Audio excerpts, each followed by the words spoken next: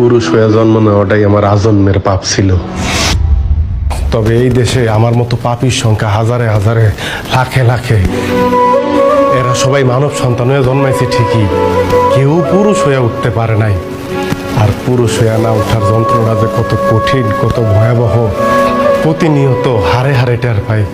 কারণ পুরুষের সাফল্যের ভাগ সবাই নিল, ব্যর্থতার ভাগ তো কেউ নিতে চায় না।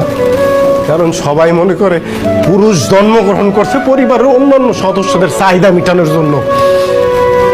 অনেকে ভুলেই যায় পুরুষ নামক মানুষটার মধ্যেও একটা মন আছে, একটা হৃদয় আছে, হৃৎপিণ্ড নামক একটা বস্তু আছে।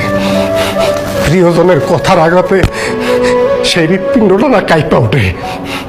ভুলা যাইবই না কেন কম, কারণ পুরুষ তো কখনো কারো প্রিয়জন হয়ে উঠতে পারে না।